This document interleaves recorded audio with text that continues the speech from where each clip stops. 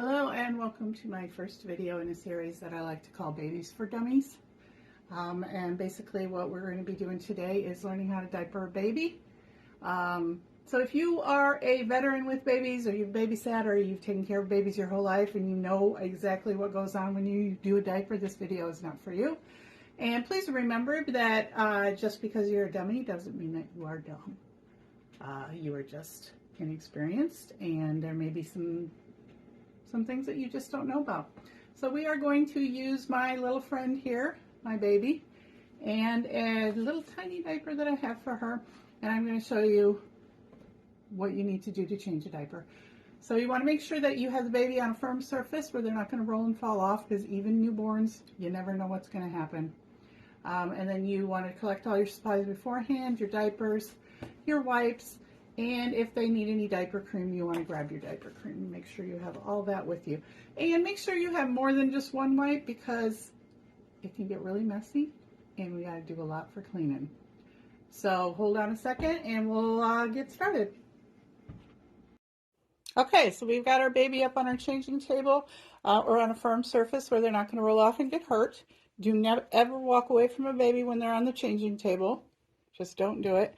Now what I like to do, you want to make sure you take off the pants. What I like to do, especially if it's a messy diaper, especially with the little itty bitties, is take off their socks too, because a lot of times they'll be kicking their feet and they'll stick that sock right into the poop. So take the socks off, unsnap the onesie. Now we got to remove the old diaper. Now we're going to do this as if they had a really messy poopy diaper. So check behind. A lot of times the poop will come out the back, the sides, the top. Poop will come out anywhere. But this baby looks good that she contained the poop in her diaper, so that's awesome. So you want to take off the old diaper. Lift up one leg, pull it out from under, set it aside. Now you got to work quickly, because especially with little boys, and the younger they are, the more apt they are to do this, they will pee on you. You're going to get peed on at least once. So with our little girls, you want to take your wipe. You want to make sure that you get into all these little creases, back here, back here. Always wipe from front to back with little girls. And then make sure you get in here in between the labia, because there's going to be poop in there. So you want to make sure that's all cleaned off. Then what I like to do is put the fresh diaper underneath. Get my cream if I need it. Clean the butt with that. And then up and over.